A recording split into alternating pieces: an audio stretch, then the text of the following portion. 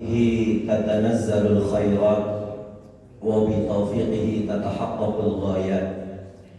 أشهد أن لا إله إلا الله وحده لا شريك له، وأشهد أن سيدنا محمدا عبده ورسوله. اللهم صل وسلم على رسول الله صلى الله عليه وسلم وعلى آله وأصحابه ومن سار على نهجه وتمسك بسنة رسوله وسلم تسليما كثيرا. أما بعد، اتقوا الله حق تقاته ولا تموتن إلا وأنتم مسلمون. Jamaah subuh beserta jamaah kajian Masjid At-Taqwa Rawabeni rahimani wa rahimakumullah. Di pagi hari ini mari sama-sama kita bersyukur kepada Allah Jalla wa'ala, yang mana di pagi hari ini Allah masih memberikan kesempatan kepada kita untuk mengawali aktivitas di Ahad ini dengan ibadah kepada Allah. Mungkin ada yang tadi malam sudah bangun malam, qiyamul lailnya, tahajudnya, witirnya, doa-doanya, baca Qur'annya, zikirnya.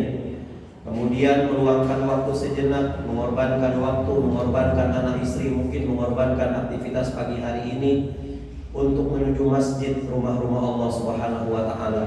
Kita sholat sunnah qobliyahnya, yang kata Rasulullah SAW, sholat sunnah 2 rakaat sebelum subuh lebih baik daripada dunia dan seisinya. Sampai-sampai Rasulullah SAW itu boleh mempersilahkan kepada mereka yang ahli ibadah, yang ahli jamaah, tidak pernah ketinggalan sholat sunnah qobliyah subuhnya, untuk mengqadha sholat sunnah qobliyah subuhnya setelah sholat subuh. Ini berarti saking betul-betul pentingnya sholat sunnah qobliyah subuh itu. Dengan harapan semoga ibadah-ibadah yang hari ini tadi malam kita lakukan betul-betul diridhoi oleh Allah Subhanahu wa Ta'ala, diterima oleh Allah Subhanahu wa Ta'ala. Bapak Ibu rahimani wa rahimakumullah, di dalam kehidupan ini orang selalu berusaha, senantiasa mencari, meraih, menggapai sesuatu yang bisa mendatangkan keuntungan-keuntungan di dalam kehidupannya. Sekurang-kurangnya, setidak-tidaknya keuntungan yang bentuknya moral. Sebaliknya, setiap orang juga di dalam kehidupan ini senantiasa menghindari datangnya kerugian-kerugian yang akan datang pada dirinya, keluarganya, anak-anaknya, dan dalam kehidupannya setidaknya kerugian yang bisa menghancurkan bentuk moral. Nah, pertanyaannya, apa saja sih kerugian dalam kehidupan ini, dan apa saja sih keuntungan-keuntungan dalam kehidupan ini? Tentunya kalau kita bicara keuntungan itu, masing-masing persepsi manusia berbeda-beda. Ada yang bilang, saya itu beruntung Ustaz. Kenapa? Punya anak pintar, harta saya melimpah, perusahaan saya makin berkembang, luas tanah saya makin banyak. Persepsi orang berbeda-beda. Ada yang mengatakan, saya beruntung Ustaz, ini baru kerja di sini 4 tahun sudah naik pangkat. Berbeda-beda. Tetapi Allah di dalam Al-Quran mengarahkan kepada kita, apapun profesi kita, apapun yang kita miliki, banyak atau sedikit, semuanya rugi, kata Allah Subhanahu wa Ta'ala. Allah bersumpah di dalam surah Al-Asr, Allah bersumpah. Simpel Qur'annya. Apa kata Allah? Wal asr, demi waktu, demi masa. Kata tafsir Madrasi, demi waktu di mana manusia pasti berada dalam titik kejenuhan. Ya. Yang kiai jenuh, ustadz jenuh, orang yang suka memberi jenuh, orang yang sholat jenuh, semua orang pasti jenuh. Wal asr, demi masa, demi waktu asar. Asar itu waktu-waktu yang akan menuju kepada kegelapan, orang lagi capek-capeknya, capek sholat, capek bekerja, capek segala-galanya. Maka ketika orang berada pada titik jenuh, Allah melanjutkan, innal insana lafi khusr. Sesungguhnya manusia pasti. Ada ulama mengatakan pasti. Kenapa dikatakan pasti? Pasti rugi. Allah mengawali Al-Asr ini dengan wawul qasam. Waw yang menunjukkan sumpah Allah. Kalau mungkin kita mengintimidasi seseorang, kita kepengen orang itu meyakinkan kita dengan cara apa? Demi apa kamu? Demi Allah? Demi orang tua kamu? Demi apa? Untuk meyakinkan. Begitu juga Allah Subhanahu wa Ta'ala ketika ingin meyakinkan kepada kita bahwasannya di demi masa ini aku bersumpah demi waktu. Kemudian innal insana lafi khusrin. Allah tambahkan di ayat kedua ini untuk meyakinkan kita dengan dua harfu taukid. Yang pertama nunut taukid, yang kedua lamut taukid. Innal insana lafi khusrin. Sesungguhnya manusia, semua manusia berada di dalam kerugian, apapun profesinya. Mau dia tentara, rugi. Mau dia polisi, rugi. Mau dia dokter, rugi. Mau yang uangnya nggak ada serinya, rugi, kata Allah. Seorang ustadz pun rugi, kata Allah. Apapun profesi manusia hidup di dunia ini, semuanya rugi dengan 3 sumpah dari Allah Subhanahu wa Ta'ala.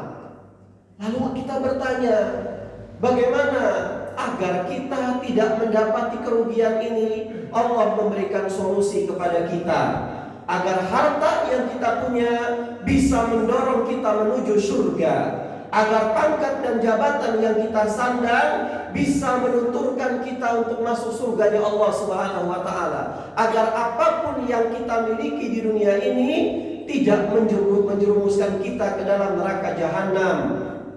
Kata Allah, illal ladzina amanu, istisna, ada pengecualian. Yang pertama, apapun profesi kalian, itu Allah gak akan pandang. Apapun yang Anda miliki saat Allah gak akan pandang, kecuali kalau kalian punya iman.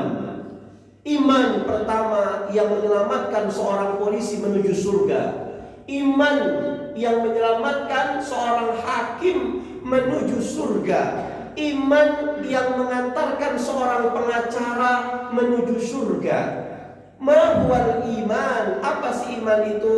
Al-iman huwa al-khudu' wal inqiyad at-tam lillahi wa rasulih. Iman adalah engkau tunduk, merendahkan dirimu, menyerahkan dirimu kepada semua ketetapan yang Allah tuliskan dalam Al-Quranul Karim. Dan iman adalah engkau tunduk dan patuh, merendahkan dirimu kepada semua ketetapan yang sudah Rasulullah tetapkan dalam sunnah Rasulullah SAW. Ini iman. Yu'minu bi ba'dil kitab wa yakfuruna bi ba'dil kitab. Orang yang beriman kepada Allah itu tidak mengimani sebagian kitab, mengkufuri sebagian kitab. Alangkah indahnya ketika sebuah jabatan dilandasi dengan nilai-nilai iman. Alangkah beruntungnya ketika orang yang memiliki harta yang banyak, itu harta dipegang sama orang-orang yang punya iman. Iman yang akan memfilter. Al-imanu yazdad bil ta'ah wa yanqus bil maksiyah. Alangkah manfaatnya ilmu pengetahuan kalau yang mengemban pengetahuan ini adalah orang-orang yang punya iman. Jadi yang pertama kata Allah, yang menyelamatkan kamu dari penderita kerugian apapun ruginya adalah nilai-nilai iman. Ada ungkapan lama yang mengatakan hidup itu bisa jadi mudah karena adanya ilmu. Orang bisa bicara terdengar jarak 500 meter ke belakang, ke depan, ke samping dengan adanya apa? Speaker. Speaker ini ilmu. Yang tadinya gelap ada lampu. Lampu itu bisa nyala karena ilmu. Orang berangkat haji dulu itu sampai 6 bulan Ya, belum ada pesawat, cuman ada bis. Lewat laut sampai Jeddah, langsung ke pantai, kemudian naik onta. Mekah Madinah naik onta jamaah. 587 km. Jakarta Wonosobo 286. Berarti 2 kali lipat Jakarta Wonosobo Mekah Madinah. Tapi dengan bis 6 jam selesai. Nggak ada tol, nggak macet. Dulu pakai onta 6 bulan. Jadi orang Rope nih, orang Wonosobo ke Mekah itu dulu 6 bulan. Pak hajinya datang, orang sudah pada lupa, nggak ada yang nyambut karena kelamaan. Dari mana kok nggak kelihatan? Cari dari berangkat haji. Ya Allah, karena kesuwen sih kelamaan. Dengan adanya ilmu, masya Allah, diringkas perjalanan. Ilmu. Nah, hidup jadi indah karena seni. Ya, seni. Allah itu thayyib, Allah itu indah, jamil, yuhibbul jamal. Allah itu indah, Allah itu bagus dan menyukai yang indah-indah. Masjid diindahkan, jamaahnya diindahkan, pakaian sholatnya diindahkan. Dan hidup itu jadi terarah karena adanya iman. Gak bisa kita bayangkan jamaah, kalau sebuah jabatan jatuh ke tangan orang-orang yang gak punya iman. Ya. Ketika dilantik, bukannya astagfirullahaladzim, dilantik pada satu jabatan, doanya doa makan. Allahumma barik lana fima razaqtana wa qina adzabannar. Saya harus balikin modal, ya kan? Umar bin Khattab ketika dilantik, nggak ada pesta pora, nggak ada tasyakuran. Dari mulai Isya, dari mulai dilantik, misalkan dilantik pada zuhur, beliau masuk ke mihrabnya, lupa makan, lupa mengunjungi istrinya, lupa ngapa-ngapain. Kenapa? Munajat sama Allah. Ya Allah, kenapa aku harus terpilih? Ya Allah, berikan arahan ya Allah.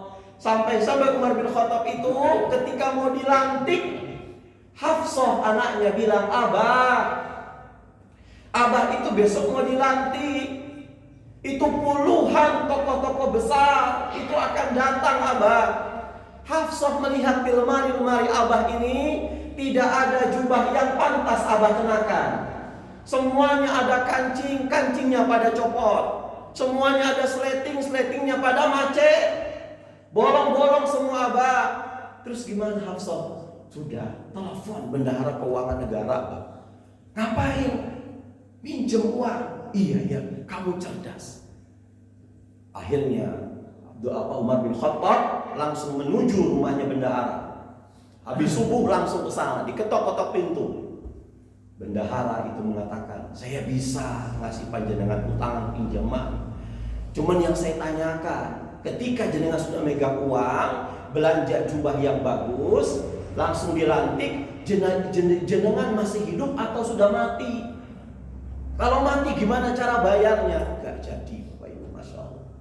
Umar bin Abdul Aziz, ya, ketika diangkat menjadi seorang gubernur, ketika datang tamu ditanya Umar bin Abdul Aziz, kamu datang ke sini urusan negara apa urusan pribadi? Urusan pribadi, matiin lampu-lampunya, lilinnya dimatikan. Kata Umar bin Abdul kata tamunya, loh Pak Gubernur kenapa dimatikan? Lah kamu kan urusan pribadi. Ini lampu saya dari negara, lilin saya dari negara. Apa jadinya? Saya diamanahkan oleh negara mengemban, tetapi saya gunakan inventaris kantor ini digunakan untuk pribadi. Contohnya apa Pak Umar bin Abdul Aziz? Jalan ke alun-alun hari Ahad pakai plat merah, ke Jogja, ke Magelang, bukan urusan dinas pakai mobil Alphard tapi plat merah. Ditanya sama Allah Subhanahu wa taala. Saya ngisi di guru-guru Sudagaran, hati-hati Pak Kepala. Hati-hati Pak Guru, kenapa? Saya sering ngelihat ini mobil inventaris SD Muhammadiyah Sudagaran berkeliaran tiap hari liburan. Dipakai siapa? Ada ketawa-ketawa semuanya. Yang tadi pakai guru-gurunya ngapain? Pelesir sekeluarga. Hati-hati. Allah akan hisab, Bapak Ibu, Masya Allah. Kita nggak punya kekuatan. Kita itu bisa masuk surga bukan karena amal soleh kita. Kita bisa masuk atas keridhaan Allah itu bukan karena betul-betul baca Quran tahajud kita, tapi karena Allah itu melas ngelihat kita. Allah itu betul-betul kasihan ngelihat kita berjibaku baca Quran ngantuk-ngantuk. Iman kalau dipegang sama orang-orang yang beriman, insya Allah aman. Jabatan, harta kalau dipegang sama orang-orang yang beriman, indah jamaah. Gak bisa kita bayangkan ketika harta dipegang jatuh ke tangan orang-orang yang gak beriman. Maka yang pertama, selamatnya manusia daripada kerugian dunia dan akhirat ketika manusia itu punya namanya iman. Hari ini banyak orang pintar, tapi sedikit orang yang benar. Saya kaji kemarin, copy paste ucapan siapa? Almarhum Kiai Haji Hasyim Muzadi. Banyak orang pintar, tapi sedikit orang benar. Sudah Bu, kita alhamdulillah banget punya anak itu benar. Walaupun gak peringkat pertama, walaupun gak ranking, walaupun gak lomba olimpiade itu menang, Gak kita pikirin itu. Yang penting apa? Anak kita benar. Gimana cara anak kita benar? Waktunya sholat, dia sholat, ya. Waktunya belajar, dia belajar. Masalah endingnya itu serahkan sepenuhnya ke Allah Subhanahu wa ta'ala. Gak usah ngoyo, kamu harus jadi peringkat terbaik. Nah, malu sama tetangga, gak usah. Anak kita sudah mau bangun malam, sholat subuh, ya Allah, nemenin bapaknya sholat subuh, kegembiraan buat kita. Masalah sekolahnya nanti dia atau enggak, itu urusan Allah Subhanahu wa ta'ala. Dan ingat, wa ma kana Allah liyadhlimahum walakin kanu anfusahum yadhlimun. Allah enggak akan pernah ngezalimin orang-orang yang taat sama Allah, enggak. Tetapi justru orang-orang yang enggak taat kepada Allah justru menzolimi diri mereka sendiri. Kalau punya anak soleh, punya iman, ketika dia sedang sendiri, jaga, saya masih punya orang tua, saya enggak mau malu-maluin orang tua saya. Tapi kalau hanya sekedar cerdas, pintar, banyak anak pintar cerdas ketika masa depannya cemerlang, buat maksiat sama Allah, durhaka sama orang tuanya. Karena apa? Mengandalkan kepintarannya, bukan mengandalkan kecerdasannya. Iman. Nah, kemudian yang kedua, jadi kalau seandainya kita kepengen selamat dunia akhirat, modalnya iman. Tanpa iman, semua hanya kamuflase, semua hanya fata morgana. Anda tentara nggak punya iman, lah fata morgana tentaranya. Anda polisi nggak punya iman, fata morgana. Anda orang kaya nggak punya iman, Allah nggak ngelihat, cuman debu Anda. Tapi ketika Anda punya iman, Allah akan bayar iman Anda dengan apa? Dengan ukuran-ukuran surga tentang keimanan kita. Kita belangsak nggak apa-apa, yang penting punya iman. Ketika kita menuju Allah Subhanahu wa ta'ala, Allah nggak akan tanya berapa hektar tanah kamu punya. Allah nggak akan tanya jabatan kamu yang tertinggi apa. Tapi Allah tanya iman kamu itu semalam. Allah nggak nanya pakaian kita, Allah nggak nanya dunia kita. Yang Allah nanya adalah iman kita. Nah, yang kedua, wa amilus shalihat. Iman yang tadi dibuktikan kata Allah dengan amal soleh. Iman adalah ibarat power generator. Generator itu biasanya menimbulkan yang namanya energi. Generator itu biasanya menimbulkan gejala. Makanya seseorang itu kelihatan dia itu beriman atau tidak bisa terlihat oleh mata. Tapi orang bisa dikatakan beriman atau tidak bisa terlihat, dirasakan dari gejala yang ditimbulkan oleh iman itu sendiri berupa amal soleh. Maka dalam kehidupan kita sehari-hari, kita sering mendengar orang bilang, ya Allah Ustaz, saya itu sama orang tua tetangga saya umur 70 tahun, respon imannya luar biasa Ustaz, imannya itu cakep. Loh, kok kamu bisa tahu gimana? Dia itu bangun malam Ustaz. Ngapain kamar mandi? Bukan Ustaz, sholat malam. Imannya itu cakep. Dia enggak ada yang nuntun, jalannya itu tertati-tati Ustaz. Jangankan dia itu enggak hujan pakai payung bawa tongkat kemana? Ke masjid Ustaz. Kelihatan tuh imannya. Lewat apa? Gejala dari iman itu. Maka iman itu sesuatu yang harus timbul, refleks. Maka kalau sebuah generator, sebuah power itu nggak bisa menimbulkan gejala, berarti ada yang koslet dengan generator itu. Mungkin kebakaran, mungkin kosleting, mungkin nggak ada bertemunya antara arus panjang dengan arus pendek, nggak bisa bertemunya antara negatif dengan positif. Oh, ada yang koslet ini. Begitu juga iman, Bapak Ibu. Iman ini power. Kalau iman tidak bisa menimbulkan amal soleh, berarti ada yang salah dengan keimanan itu. Perlu diperbaiki, perlu diservis. Orang di masyarakat itu nggak ngelihat omongan, tapi ngelihat kerjanya.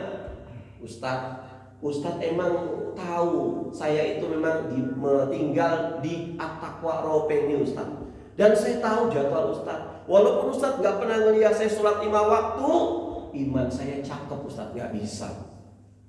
Walaupun saya gak pernah sodako Ustadz, saya pelit 17 setan, tapi iman saya tangguh Ustadz, gak bisa. Anda beriman, tunjukkan dengan amal soleh. Perkara-perkara amal soleh yang harus tunjukkan apa itu? Ada perkara yang harus tunjukkan, ada perkara yang gak boleh tunjukkan. Yang harus tunjukkan apa, Bu? Azan, ya, nggak bisa azan itu takut teriak pelan-pelan, teriak, ya, amal soleh.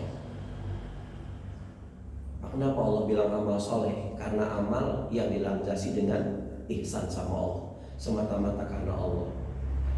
Syekh Utsaimin itu ketika membahas tentang keikhlasan dalam beramal, beliau mengatakan Abu Hurairah radhiyallahu anhu itu penulis ribuan hadis. Kalau nulis hadis, cekatan, sergap, selalu rampung. Tapi ketika Rasulullah SAW itu menuturkan tentang hadis tentang keikhlasan, Abu Hurairah langsung dia menulis, kemudian tiba-tiba pingsan. Jadi Abu Hurairah itu ketika nulis hadis depan Rasulullah, langsung beliau merekam. Tapi ketika Rasulullah membahas tentang keikhlasan, beliau pingsan. Semua sahabat itu mau membangunkan Abu Hurairah. Kenapa ini Abu Hurairah? Apakah dia capek? Apakah dia sedang sakit? Apakah dia kelelahan? Ternyata Abu Hurairah, kata Rasulullah SAW, beliau gak mampu untuk mendengar hadis tentang keikhlasan. Hadis yang begitu besar. Ya, di beberapa kutub turas hadis diceritakan riwayat Abu Hurairah, hadis riwayat Bukhari.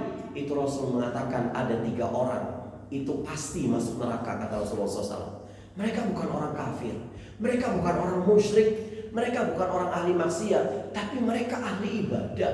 Siapa mereka ya Rasulullah? Inna awwala yudha'u yaumal qiyamah. Sesungguhnya orang yang pertama dihisab oleh Allah di hari kiamat itu bukan orang kafir, bukan orang musyrik, bukan orang yang ahli maksiat. Siapa mereka? 3 orang manusia. Yang pertama apa? Rajulun qatala fi sabilillah hatta qutila. Seseorang yang selalu jihad fi sabilillah.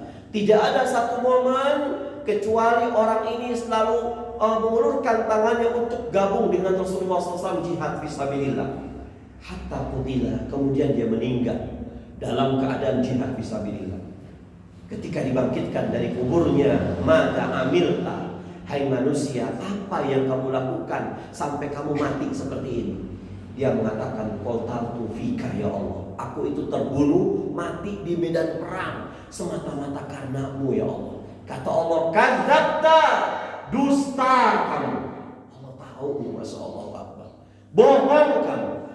Kamu berbuat seperti itu supaya dibilang kamu jari, kamu pemberani, kamu pahlawan. Kaget ini orang. Yutrahu finnar, Allah campakkan ke dalam api neraka. Orang jihad fisabilillah. Ketika ada donasi apa, dia aktif. Ketika aksi Palestina, dia aktif. Ketika mau kemana, dia aktif. Urusan-urusan seperti dakwah segala macam, dia aktif membela kebenaran. Tapi kata Allah mengatakan, kadzabta anda dusta. Allah bisa tahu hati kita. Astagfirullahaladzim. Masuk ke dalam neraka. Dipanggil lagi orang yang ahli membaca Al-Quran dengan suara yang begitu indah. Apa enggak pingsan Abu Hurairah? Dia sudah baca Quran, Mungkin setiap pekan dia bisa menghatamkan Al-Quran. Ketika diundang suaranya menggelegarkan dunia. Orang ketika dia baca Quran meneteskan air mata. Ketika ditanya, apa yang telah kamu kerjakan? Aku telah menyumbangkan bacaan Al-Quran kepada umat karena lillah. Allah bilang, kadzabta, kamu dusta, kamu bohong. Kamu melakukan ini supaya kamu dianggap sebagai qari, kamu supaya dianggap sebagai ahli baca Quran. Gak bisa mengelak, langsung masuk ke dalam neraka. Orang yang dermawan dipanggil sama Allah Subhanahu wa Ta'ala. Apa yang menyebabkan kamu itu di dunia sampai meninggal kayak begini? Ada pekerjaanku yang memang aku harapkan kau ridho ya Allah. Apa? Setiap orang yang minta kepadaku, aku tolong, aku bantu dia. Apapun dia punya hajat ya Allah. Allah bilang, kadzabta anta, kamu dusta. Akhirnya tiga-tiganya masuk ke dalam neraka. Makanya para ulama itu bilang, ibadah itu saya sampai jam 5 ya Pak Haji, mohon maaf. Ini saya jam 6 ditunggu di Temanggung. Jam 6 sampai jam 7. Makanya saya rapi, motoran saya ke sana sampai Temanggung, jam 6 ditunggu di sana. Nanti jam setengah 9 saya di Blondo, mungkin Magelang. Setelah itu saya pulang ke Melipat istirahat. Saya sampai jam 5 saja. Suruh kita jam 5.13 atau 14 menit. Jadi ibadah itu saya ibaratkan itu laksana burung, Pak, Bapak Ibu, laksana burung. Jadi burung itu bisa terbang dia di angkasa karena burung itu bisa punya sayap yang sempurna. Ini syarat burung bisa terbang sempurna. Burung ketika nggak punya sayap, sayap kiri itu mungkin cacat atau nauzubillah atau dalam keadaan luka, dia nggak bisa untuk terbang di angkasa sempurna. Begitu juga ibadah yang kita lakukan. Amal itu bisa dikatakan soleh atau tidak, tergantung kita memenuhi syarat untuk diterimanya amal itu. Ulama sepakat amal itu diterima, itu syaratnya apa? Cuman 2, nggak banyak. Apa yang pertama? Ittiba, ngikut. Ya, ada ilmu dari Rasulullah SAW. Dan yang kedua apa? Ikhlas. Ternyata yang kedua ini jauh lebih sulit kita tunaikan daripada yang pertama. Kalau yang pertama ini ketika kita melakukan amalan kebaikan-kebaikan, selama amalan itu nunut kepada Rasulullah SAW, kita nggak pernah ngelihat Rasul, ya kita nggak pernah melihat ayat diturunkan kepada Rasulullah SAW, itu ada para sahabat-sahabatnya. Kita nggak hidup di zaman sahabat Ustaz, ada tabi'in. Nggak hidup di zaman mereka, ada para ulama terdahulu, ulama yang sekarang. Makanya kalau kita kepengen berkah ilmu kita, nggak usah kita membanding-bandingkan antara ulama yang ini dengan ulama yang ini, nggak usah. Itu urusan para ulama saja. Walaupun mereka itu memperdebatkan amalan-amalan, ada yang bid'ah, ada yang nggak bid'ah, ada yang sunnah, ada yang nggak sunnah, kita tuh orang awam manut saja. Ya, mungkin ada ulama yang mengatakan ini amalannya bid'ah, sudah samina wa ta'na. Ada yang mengatakan ini nggak bid'ah, samina wa ta'na. Kalau bisa ambil semuanya, supaya apa? Kita kepengen keberkahan ulama. Hari ini banyak orang sekolah tinggi Bapak Ibu, anak-anak kita S1, S2, S3, tapi kenapa kok nggak berkah? Karena apa? Melunjak sama guru-gurunya. Zaman sekarang ini profesi guru nggak nyaman Bapak Ibu. Ada anak ngerokok, ada anak badan ditempeleng, gurunya diadukan ke Pak Bupati, di penjara gurunya. Nggak nyaman, ya kan? Padahal Ali bin Abi Thalib pernah mengatakan pada kita gimana? Aku itu hamba. Bagi siapa yang mengajarkan ilmu kepadaku, jangankan satu bait, jangankan satu buku, satu huruf saja aku diajarkan oleh dia, aku rela pasrah kepada orang tersebut. Insya'a ba'a. Kalau seandainya dia mau menjual aku sebagai budak, sami'na wa ta'na. Ketika dia ingin aku mengabdi di rumahnya, jadi abdi dalamnya, sami'na wa ta'na. Perdebatan antara para ulama itu, kita hanya menjadi sami'na wa ta'na. Ambil yang baik, yang buruk ditinggalkan. Berkah ilmu kita. Apalagi wali murid, ketika kepengen anak kita itu, Masya Allah, nggak prestasi nih, kemudian nggak pernah ikut olimpiade apapun. Yang penting anak kita mau sekolah. Caranya gimana Ustaz biar ilmu anak kita berkah? Suhbatul ustaz, kata Imam Syafi'i. Ala tanala ilma illa bisittah. Kalian nggak akan pernah mendapati anak kalian itu ilmunya berkah.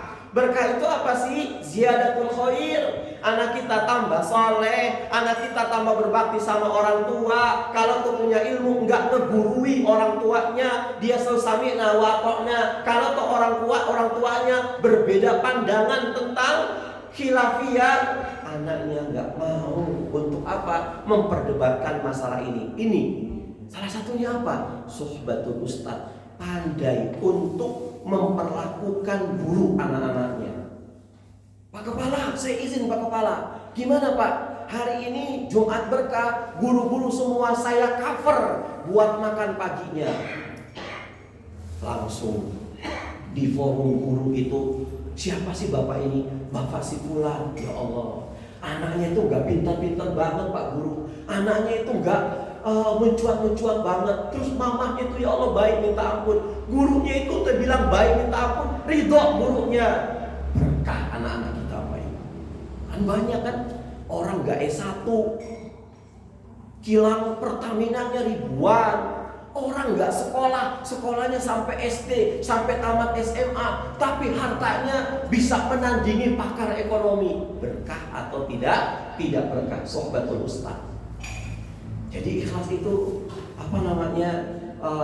Yang pertama apa tadi? Yang pertama ittiba. Selama kita itu sesuai dengan ilmu-ilmu kita punya pondasinya, maka kita akan menyambung kepada amalan Rasulullah SAW. Tapi kalau bicara yang kedua, bicara ikhlas, Masya Allah Akbar. Ini adalah satu persoalan yang saya ketika ditanya juga bingung. Ustadz, cara ikhlas itu gimana? Bingung. Ikhlas itu bisa kita amalkan, tapi gak bisa kita tuturkan. Coba Bapak Ibu, kita subuh ini di awal kita sudah karena Allah, tapi proses dalam perjalanan kadang-kadang hati kita itu bisa berubah. Para ulama bilang, laula an asyqa ala nafsi laisa hunaka asyaqqun ala nafsi ila ikhlas. Kata para ulama terdahulu, beliau mengatakan tidak ada sesuatu yang bisa kami kontrol. Semuanya itu bisa saya kontrol, gak ada yang sulit kecuali tentang keikhlasan. Saya hampir memastikan keikhlasan itu susah untuk dikontrol. Karena ikhlas itu kan tempatnya di hati. Tempatnya di hati Bapak Ibu. Hati itu adalah wadah yang selalu berubah-ubah. Maka lumrah ketika kita pertama karena Allah, yang kedua belum tentu karena Allah, proses perjalanan belum tentu karena Allah. Maka Yahya bin Mu'az mengatakan, ta'allamun niyyah, pelajarilah bagaimana niat yang ikhlas ketika melakukan kebaikan. Fa'innaha ablaghu minal amal. Karena hati yang ikhlas itu jauh lebih utama daripada menumpuk-numpuk amal kebaikan. Karena kita nggak mau amal kita baik banyak, ibadahnya sudah cakep, ke haji umrohnya sudah berkali-kali, tapi ketika laporan sama Allah, amilatun nasibah tasla naran hamiyah, bertumpuk-tumpuk amal kita, tapi justru mendorong kita ke dalam neraka karena nggak ada ikhlasnya. Ya. Kemudian yang ketiga apa? Supaya kita nggak menderita kerugian, tawasau bil haqqi. Apa itu tawasau bil haqqi? Selalu menasehati di dalam kebenaran. Setiap orang, setiap muslim, setiap mukmin berkewajiban untuk menegakkan kebenaran sesuai dengan kemampuan kita. Kita bisa menegakkan kebenaran dengan bersuara kepada seseorang, cakep. Nggak bisa kita mungkin di dalam hati nggak kenapa-napa.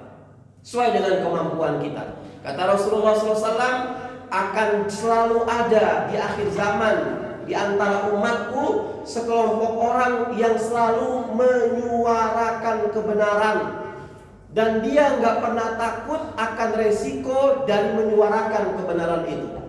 Saya baca pidatonya Napoleon Bonaparte, seorang the Lion of Europe, singanya daratan Eropa. Dia mengatakan, Kalau di dunia ini ada 1000 orang penegak kebenaran, maka saya salah satu dari 1000 itu.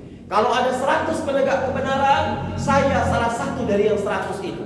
Kalau ada 10 penegak kebenaran, saya satu dari 10 itu. Kalau cuma satu di dunia ini penegak kebenaran, dan satunya adalah saya. Walaupun langit ini mau runtuh, mau roboh, walaupun bumi ini mau tergulung, kebenaran tetaplah kebenaran. Kalau hari ini sedikit orang yang menyuarakan kebenaran, kalau hari ini yang tidak larut memperjuangkan kebenaran itu jumlahnya sangat minim sekali, tetap kita harus menegakkan kebenaran semampu kita. Kalau kebenaran tidak dinyatakan, keadilan tidak ditegakkan, maka yang muncul adalah kezoliman yang akan menguasai negeri ini. Yang terakhir, ketika sudah tawasau bil haqqi, maka Allah membungkus kebenaran ini dengan watawasau bis sabr. Kamu harus benar, tapi kebenaran itu harus dilandasi dengan kesabaran. Kamu amar ma'ruf nahi mungkar, tapi harus dengan sabar, hati-hati. Kalau saya bisa menyebutkan kebenaran itu adalah sebuah prinsip, maka saya akan katakan sabar itu adalah sebuah strategi. Anda benar, tapi harus sabar. Anda sabar karena benar. Ketika Anda punya prinsip, maka prinsip itu harus dengan strategi yang jitu. Anda punya strategi itu harus Anda gunakan untuk kebenaran. Anda benar, tapi nggak sabar untuk menyuarakan kebenaran, maka Anda gampang dipatahkan oleh orang-orang yang nggak senang dengan Anda. Tapi Anda sabar, tapi sabarnya Anda tidak untuk kebenaran, Anda akan dihinakan oleh manusia. Syekh Utsaimin itu mengatakan kesabaran dalam kehidupan ini ada 3 dalam Majmu'ul Fatawanya. Yang pertama, sabar dalam melaksanakan perintah Allah. Ngantuk-ngantuk kita bangun sholat malam, kita harus sabar. Kenapa? Banyak yang harus kita pikirkan, anak-anak kita, perusahaan kita, masjid kita, semuanya. Kita nggak mampu untuk mengelola itu semuanya, maka kita bangun malam minta tolong sama Allah Subhanahu wa ta'ala. Sabar, lagi ngantuk-ngantuk, kita butuh Allah. Harga susu mahal, semuanya serba mahal. Yang kedua, sabar ketika meninggalkan larangan-larangan Allah. Dan yang terakhir, sabar ketika diuji oleh urusan-urusan dunia. Aku qauli hada. Mohon maaf kalau ada pertanyaan, insya Allah pertanyaannya menyusul, bisa lewat WA, bisa nanti kesempatan kita yang akan datang. Aku qauli hada. Kita tutup dengan doa kafaratul majlis. Kita berdoa sama Allah Subhanahu wa ta'ala, semoga Allah tetapkan kita menjadi orang-orang yang dikecualikan dalam surah Al-Asr. Al-Fatihah. A'udzu billahi minasy syaithanir rajim. Bismillahirrahmanirrahim. Alhamdulillahi rabbil alamin. Arrahmanir rahim. Maliki yaumiddin. Iyyaka na'budu wa iyyaka nasta'in. Ihdinas siratal mustaqim. Siratal ladzina an'amta 'alaihim ghairil maghdubi 'alaihim waladdallin. Astaghfirullahaladzim. Astaghfirullahaladzim. Bismillahirrahmanirrahim. Alhamdulillahi rabbil alamin. Allahumma salli ala sayyidina Muhammad wa ala ali Muhammad. Allahumma ij'al tajammu'ana hadha tajammu'an marhuman wa tafarruqana hadha tafarruqan ma'suman. Rabbana ighfir lana wa liwalidina warhamhuma kama rabbawna shighara. Rabbana hab lana min azwajina wa dhurriyyatina qurrata a'yun waj'alna lil muttaqina imama. Rabbana atina min ladunka rahmah wa hayyi' lana min amrina rashada. Rabbana atina fid dunya hasanah wa fil akhirati hasanah wa qina adzabannar. Walhamdulillahi rabbil alamin. Sirril Fatihah.